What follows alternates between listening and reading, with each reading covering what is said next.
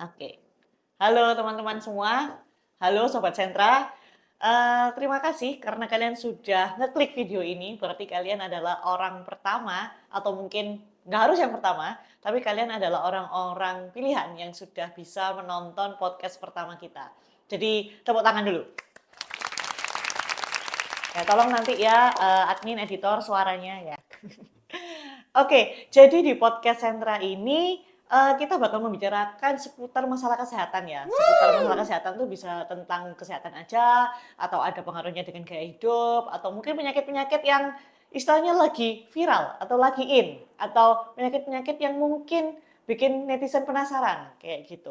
Nah, karena kita berbicara tentang masalah kesehatan, otomatis kita akan mengundang narasumber yang kompeten di bidangnya.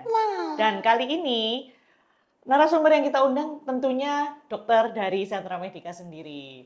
Dokter yang memberikan pelayanan di Sentra Medika Surabaya, dan kebetulan dokter ini juga adalah menjabat ya, kita ngomong menjabat sebagai manajer pelayanan di Sentra Medika Surabaya. Jadi tanpa panjang-panjang, Dokter Daniel Jemahe, dipersilakan. Oke, lama nggak jumpa dok. Iya, kayaknya kemarin-kemarin beberapa hari yang lalu sibuk ya dok ya. Ya, lumayan. Oke, gimana dok, kopinya enak? Oh iya. Oke, minum dulu.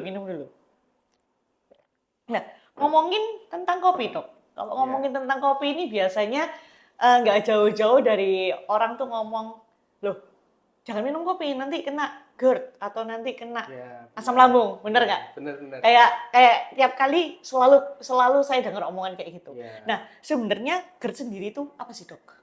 Jadi penyakit GERD itu merupakan suatu penyakit akibat kembalinya atau refluksnya asam dari lambung naik ke daerah kerongkongan. Kira-kira seperti itu dok. Oh gitu. Kalau itu kalau misalnya asam lambung sendiri, bedanya sama GERD itu apa dok? Kalau biasanya orang kan ngomong aku GERD, aku asam lambung, itu kan kayaknya sesuatu yang berbeda ya. Kalau asam lambung sendiri itu gimana? Kalau asam lambung, kalau biasanya orang awam ngomongnya penyakit MAH dok. Oh iya Penyakit betul. MAH, penyakit lambung ya. Jadi kalau orang punya MAH itu kalau di bahasa kedokteran atau bahasa medis itu namanya dispepsia dok. Oh, Dispepsia dispepsia. itu merupakan suatu kumpulan gejala di mana dirasakan rasa tidak nyaman di daerah perut, terasa mual, terasa perut terasa penuh, rasa sebah, begah, nyeri di daerah ulu hati. Jadi dia hanya terpusat atau terfokus di daerah lambung dok. Oke. Yang membedakan dengan GERD itu ketika dia sudah terjadi reflux itu tadi, asam lambungnya sudah naik ke daerah esofagus atau kerongkongan, maka akan terasa seperti terbakar di daerah dada. Rasanya panas, terbakar di daerah dada. Kalau naik bisa bikin radang tenggorokan, lalu bisa menyebabkan sering sendawa, dan mulutnya sampai terasa pahit. Karena saking naiknya asam lambungnya itu tadi. Oh, jadi kalau secara awam nih ya, secara awam kita ngomong berarti kalau asam lambung ya udah selesai di lambung, pokoknya di lambung aja. Benar. Tapi kalau GERD itu bisa naik sampai ke esofagus. Ya, itu yang membedakan asam lambung biasa dengan GERD. Oke.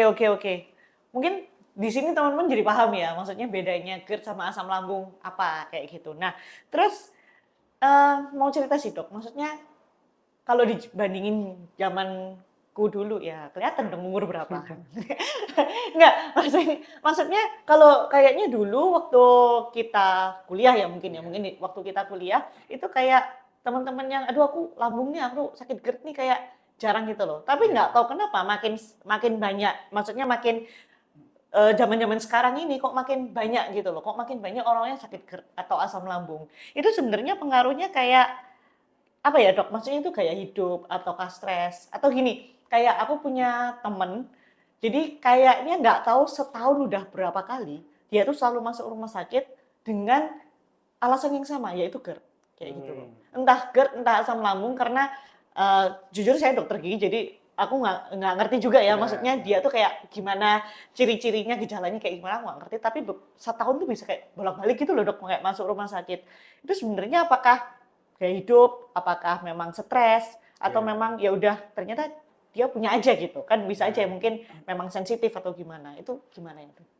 ya, Mm, jadi pada penyakit GERD mm, mm, itu kenapa asam lambung bisa naik, Dok? mm, Itu mm. karena di daerah esofagus bagian bawah itu ada yang namanya sphincter.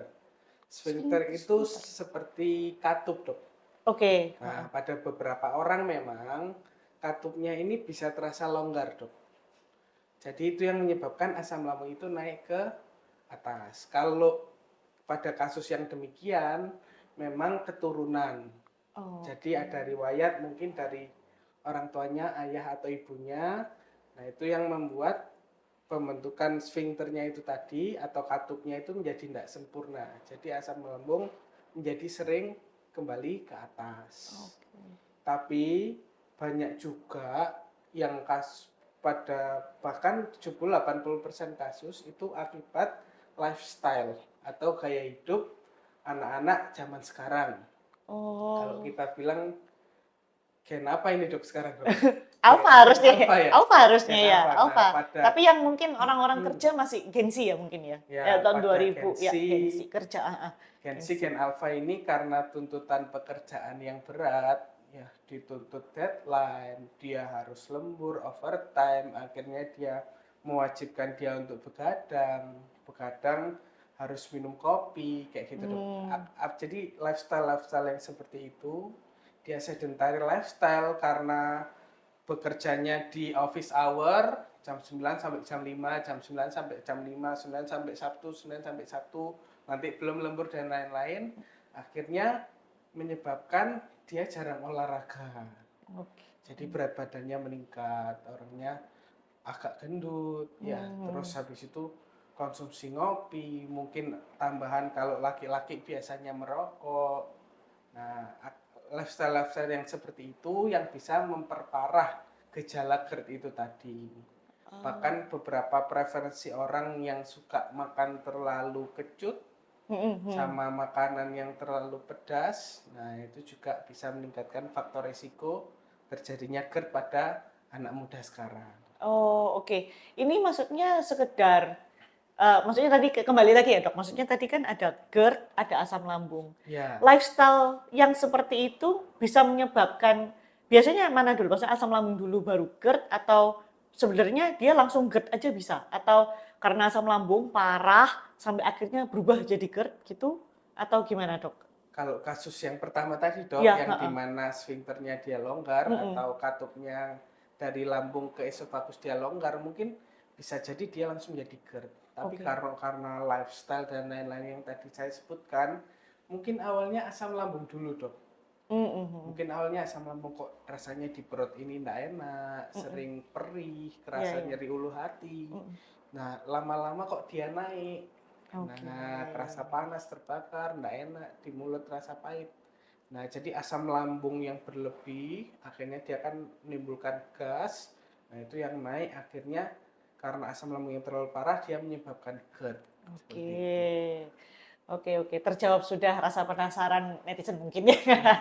Oke. Nah, terus tadi udah disebutin ya mungkin gejala-gejala GERD. Nah, yang membedakan dok, yang benar-benar yang kayak membedakan ini asam lambung tuh ini Hmm. atau ini GERD ini.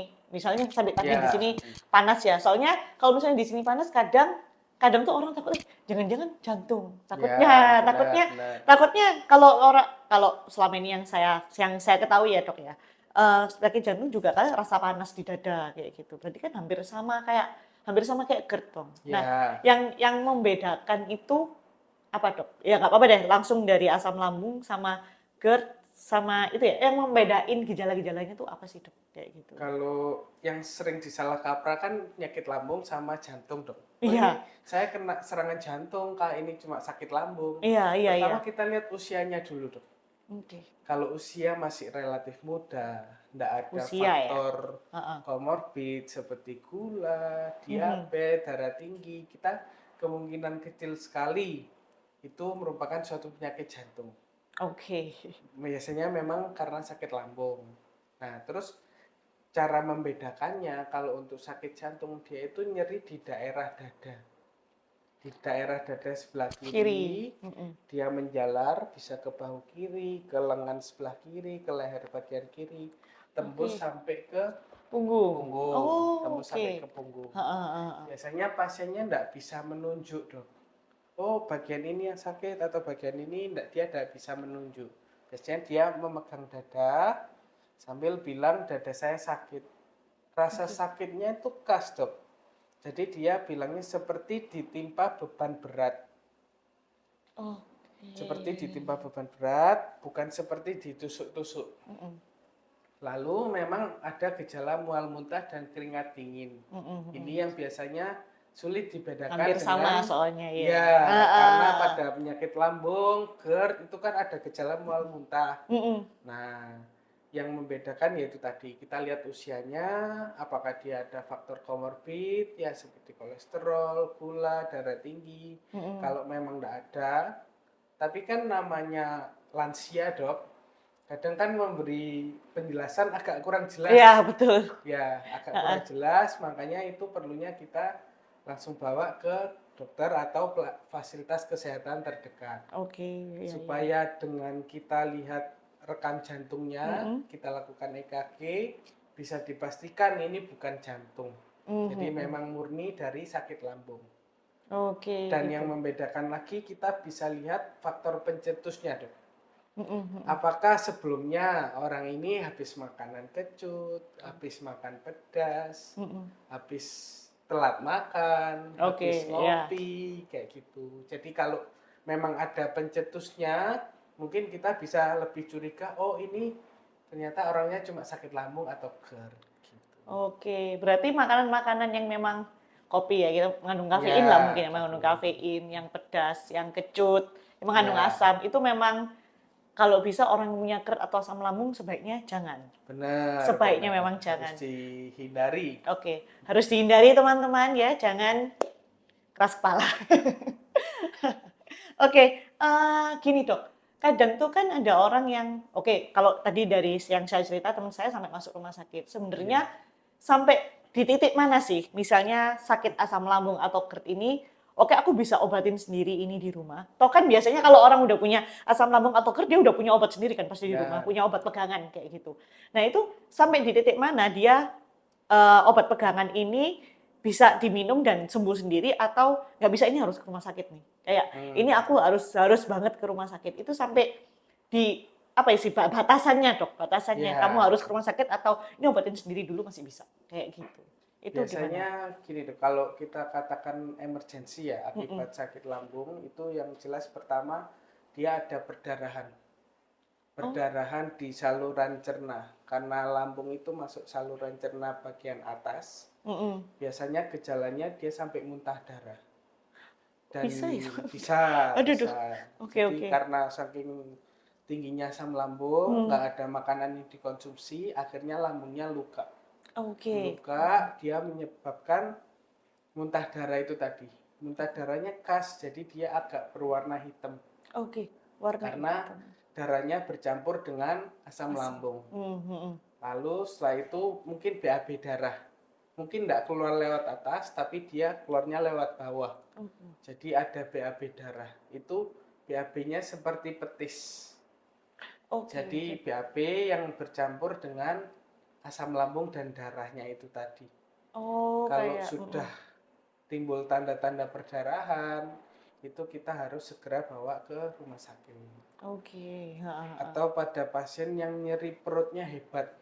Mm. Mungkin kalau nyeri perutnya cuma kerasa perih, terasa penuh, terasa sebah, kita masih bisa aktivitas, masih bisa jalan, olahraga dan lain-lain. Mungkin masih kita bisa obati sendiri. Mhm. Tapi kalau nyeri perutnya hebat sampai mengganggu aktivitas, nggak bisa berjalan, cuma bisa Cuman bisa meringkuk aja gitu meringkuk, ya. nah itu mungkin tanda-tanda bahaya. Mungkin ada kebocoran lambung dan lain-lain. Mhm.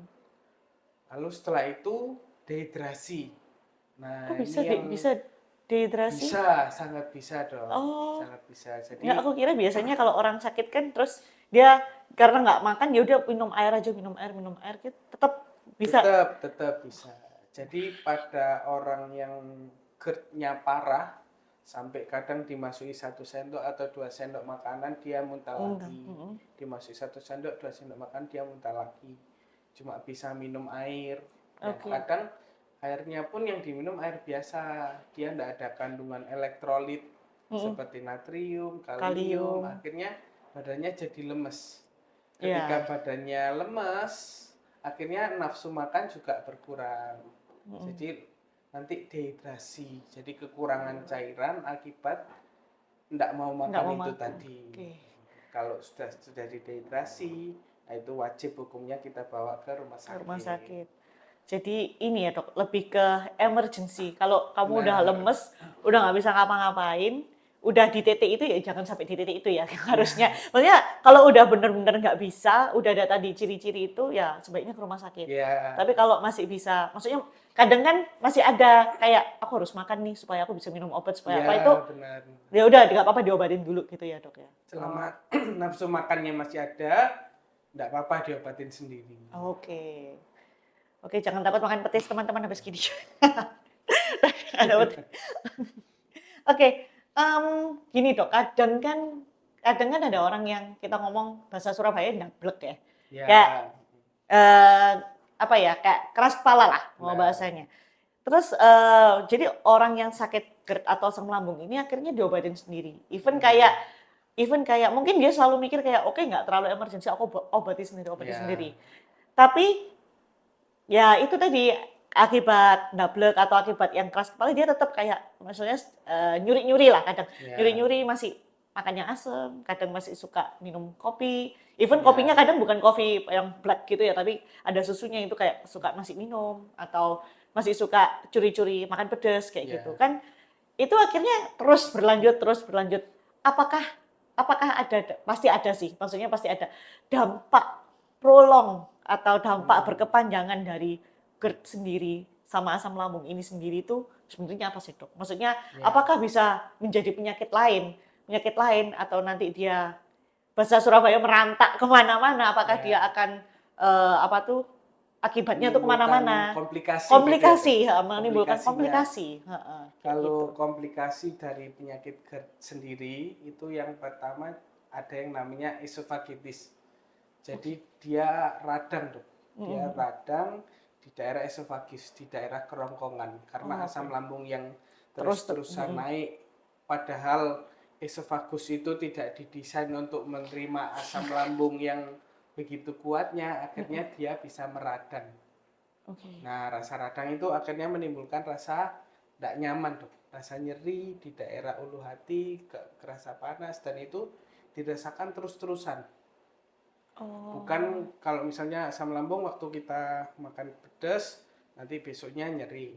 Nah, itu kalau ketika sudah terjadi esofagitis, itu rasanya terjadi terus-terusan. Lalu semakin lama, semakin parah, dia ada yang namanya struktur. Jadi struktur dari esofagus. Struktur. Ya, Sebentar dok, struktur ini itu kalau baru tahu ini. orang yang kebakar, Dok. Tahu Misalnya kombus? tangannya kebakar, Kombus, kombus, ya dia tangannya terbakar, akhirnya kalau bahasa Surabaya mengkeret. Oh, Ya, dia mengkeret menciut, jadi menciut, kaku. menciut, Nah, mengkeret dan terasa kaku. kaku. Nah, akhirnya itu menyebabkan orangnya kesulitan menelan. Nah, Wah. jadi dia sulit untuk menelan makanan. Awalnya mungkin makanan tidak bisa masuk, lama-lama air pun nanti dia jadi sulit masuk kalau strukturnya sudah parah. Aduh, duh. Jadi dia sudah tersumbat. Oke. Memang yang dikhawatirkan, komplikasi yang paling ditakutkan itu ada yang namanya Barrett esophagus. Barrett esophagus itu merupakan kanker. Ah, Kanker lambung bagian atas yang diakibatkan refluksnya asam lambung yang berulang-ulang. Jadi mungkin yang awalnya asam lambung aja nih dok, lama-lama dia jadi GERD, lama-lama itu bisa jadi kanker lambung. wah, Itu teman-teman. komplikasi-komplikasi yang parah. Ya, itu yang parah ya. Sama yaitu yang ditakutkan memang tukak lambung. Jadi Oh ya, ada ini ya. luka. Tukak lambung itu sebenarnya ya dari GERD ini dok. Ya, dari GERD itu Oke, juga. dari GERD ini terus akhirnya kalau tukak lambung berarti ada luka di lambung. Benar, ada lukanya. Yang saya Oke. sebutkan tadi kayak BAB berdarah, muntah darah, yang berwarna kehitaman, yang bercampur asam lambung, itu yang dinamakan tukak lambung. Jadi sudah nggak ada yang dicerna, makanan sudah nggak ada yang masuk, asam lambung terus diproduksi, akhirnya lama-lama dia bikin luka, akhirnya berdarah. Oke. Itu berarti kondisi lambung sampai bolong atau cuma kayak kalau kalau misalnya kita lihat kan kayak kalau kita luka di luar kan kayak Ya, sedikit gitu ya, Dok ya. Misalnya ya. kayak kegores kayak gitu. Itu berarti sampai bolong atau gimana, Dok? Kalau Kalau luka lambung itu. tuka itu hanya gores, Oh, hanya tapi gores. kedalamannya lebih dari setengah mili dan di situ tempatnya pembuluh darah, makanya dia bercampur darah. Oh, oke, oke. Kalau sampai bolong itu namanya perforasi. Jadi tukak lambung yang terus-terusan nggak diobatin itu yang menyebabkan dia sampai bolong. Waduh, Tapi memang jarang jarang. ada kasus yang sampai Karena bolong. harusnya kegores aja udah sakit, Dok. Kita kegores di sini Benar, aja kena air sudah nyeri nggak kan, nyaman ya udah ya, nggak Dok. nyaman Udah nggak kan. nyaman dan dia pasti mencari pengobatan. Iya, pasti pasti. Oke. Oke, teman-teman, jangan dibiarkan, tolong jangan dibiarkan GERD-nya. Jadi harus benar-benar jaga lifestyle ya, Dok ya, kalau Nah, GERD ini. Oke, gini Dok, terus mau tanya lagi. Tadi kan GERD itu penyebabnya stres kayak gitu kan. iya, GERD kan penyebabnya stres. Kadang tuh ada orang yang ngomong, jangan stres loh, nanti kamu GERD. Atau, iya. oh jangan apa tuh, kamu GERD, jadi kamu nggak boleh stres. Atau Hmm, gini, misalnya jangan minum kopi nanti kamu GERD. Atau, loh kalau kalau misalnya, bentar dok, bentar sih. Nah jadi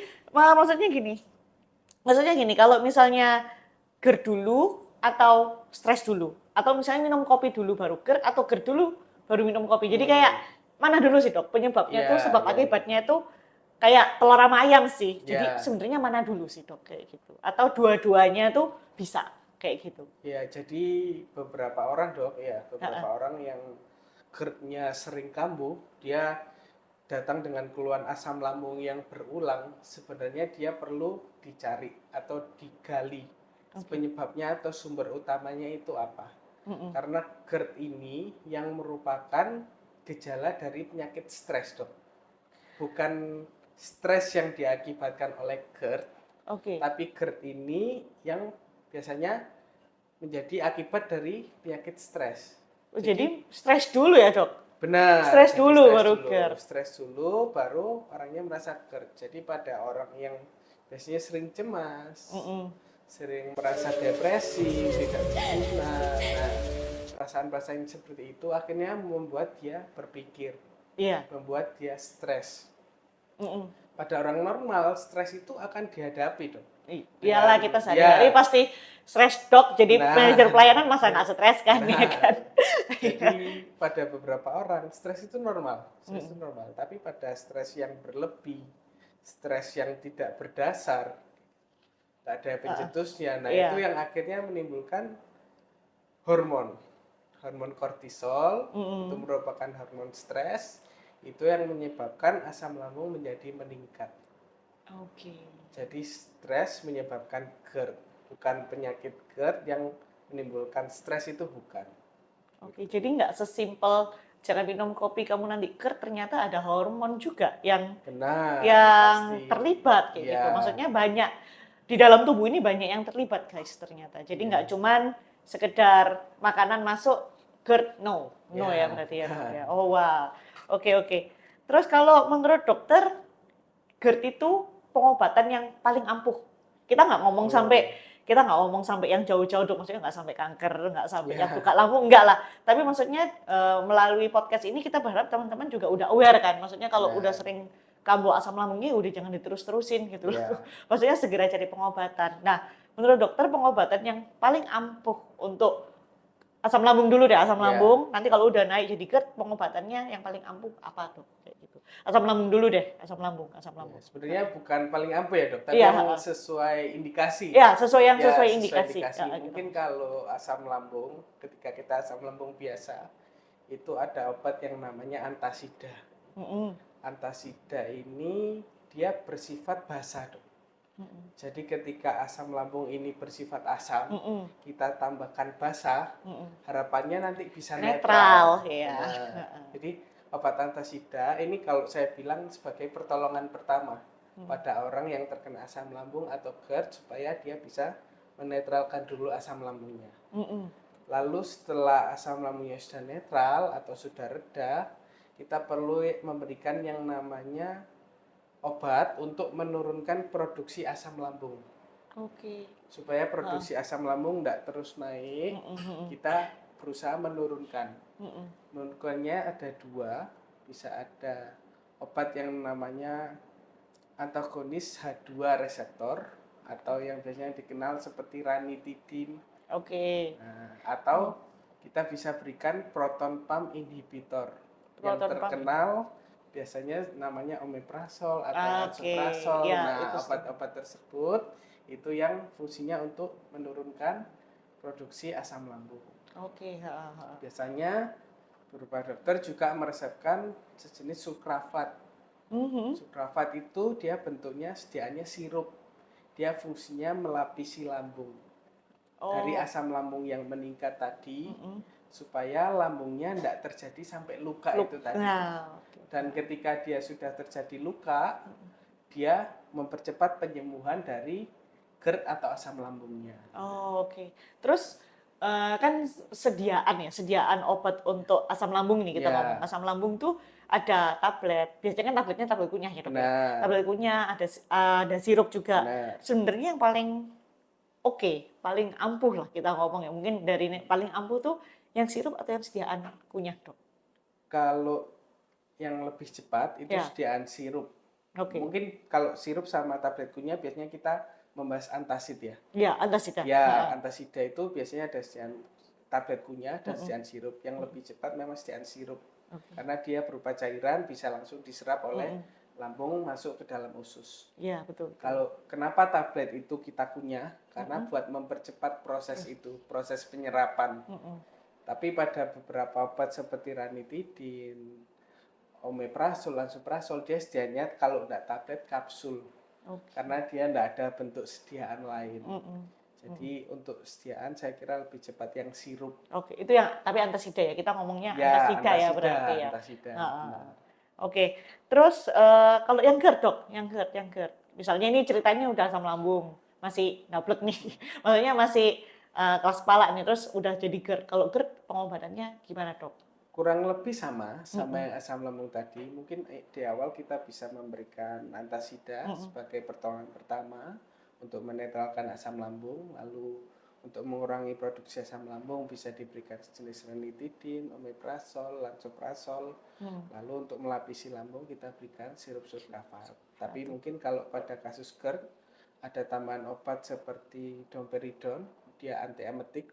Jadi dia supaya tidak terasa mual, sama untuk mempercepat proses penurunan atau pengosongan dari lambung itu sendiri. Jadi asam lambung biar tidak sampai naik, dia kita turunkan supaya asam lambung itu tidak naik. Gitu. Kalau kurang lebih secara pengobatannya sama. Oke, kalau secara pengobatan sama. Apakah ada, maksudnya kalau misalnya orangnya sudah GERD tuh apakah lebih ditekankan kayak harus mengubah gaya hidup atau misalnya Dok pemicunya stres? Kan ini kan sesuatu yang kalau kita dokter ya maksudnya kan sesuatu yang tidak bisa kita pasien tuh nggak bisa disuruh gitu loh. Jangan stres gitu kan. Ya nggak mungkin kayak gitu ya. Itu gimana itu, Dok? Ya sama untuk untuk penyakit GERD yang diubah jelas. Jadi kita mengobati tidak cuma obat-obatan, kita mengubah lifestyle-nya dulu. Kurangi makanan yang mencetuskan asam lambung seperti pedas, kecut, kafein. Ya, kopi, teh, susu, santan-santan itu dikurangi. Terus yang kedua kita mengubah pola makannya. Kalau pagi dibiasakan sarapan karena kita 6 jam sampai 8 jam kita tidur tidak makan. Tidak ada orang tidur sambil makan itu tidak ada ya. Terus habis itu pola makannya dibikin sedikit-sedikit tapi lebih sering. Tidak sekali makan banyak, nanti karena kesibukan dan lain-lain tidak sempat makan dan sebagainya, malam makan banyak lagi. Itu tidak bagus. Terus makan kalau bisa 2-3 jam sebelum tidur. Oh, supaya nggak kosong lambungnya. Supaya lambung itu kosong dulu, supaya Heeh. ketika kita tidur berbaring dia nggak sampai naik asam lambungnya. Oh, Terus gitu-gitu. habis Oke, itu, oke. nah itu tadi stres. Mm-mm. Nah stres ini yang paling sulit Iya kayak karena ya kita namanya orang hidup nggak iya, mungkin nggak stres. iya, betul, betul, betul. Heeh. Jadi pola-pola hidup yang seperti itu mengurangi berat badan, memperbanyak olahraga, istirahat cukup, banyak minum air, Mm-mm. itu sangat membantu dalam terapi GERD itu sendiri. Oh, oke.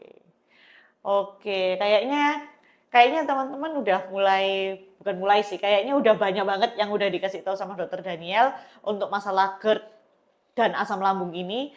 Nah, sekarang kita sudah mencapai penghujung acara. Saya kayak tadi udah dikasih waktu-waktu gini ya sama editor. Nah, kira-kira Dok, pesan kesan terakhir, kita sampai ke pertanyaan terakhir. Ya, Pesan untuk teman-teman yang ada di luar sana, mungkin khususnya Gen Alpha, Gen Z ya, yang mungkin sekarang lagi memang tuntutan pekerjaan kita nggak bisa bohong Dok. Sekarang ya, lebih tinggi daripada dulu waktu kita mungkin benar zaman dulu. zaman dulu kan nggak bisa bohong gitu loh. Mungkin Dokter Daniel ada pesan kesan ke teman-teman Jadi sekalian. untuk Sobat Sentra, supaya kita nggak terkena penyakit GERD, kita bisa membiasakan hidup sehat dengan berolahraga minimal 2-3 kali dalam seminggu. Kita perbanyak asupan air, minum air yang banyak 2-3 liter Ya. sehari. Lalu kita bisa mengurangi untuk makanan pedas, makanan kecut yang mengandung kafein seperti kopi, teh. Kalau merokok juga dikurangi karena merokok itu juga meningkatkan asam lambung. Lalu kita jaga kualitas tidur, kalau bisa tidak boleh begadang. Lalu kita bisa menurunkan berat badan karena orang yang berat badannya lebih itu juga meningkatkan penyakit GERD. Oke, ya. Itu tips-tips dan trik untuk menghindari GERD pada anak muda. Dan jangan lupa kita harus mengelola stres atau manajemen stres dengan berbagai banyak cara. Kalau anak muda biasanya healing dulu. Ya, healing, aduh. Jadi life-nya harus easy going, nggak terlalu mendengarkan pendapat orang lain bagaimana. Oke. Ini ya Dok ya, lebih kayak, tapi jangan sampai nyakit ya Dok ya. Apa-apa Ya. izin surat sakit, jangan ya. Ya. Maksudnya healing ya healing secukupnya lah. Benar. Gitu. Ya jangan apa-apa burnout healing. Oke, oke Dokter Daniel, terima kasih Terima atas kasih. info-info dan juga apa ya pengetahuan yang sudah dokter berikan ke Ya. kita, ke teman-teman juga yang lagi nonton ini. Semoga kedepannya kita ketemu lagi, bisa bahas-bahas tentang kesehatan lagi, tentang lifestyle lagi, tentang hal-hal lainnya yang berhubungan ya dok ya Ya. dengan kesehatan kayak gitu. Oke, sampai jumpa lagi teman-teman di podcast berikutnya. Saat ini kita ngopi dulu.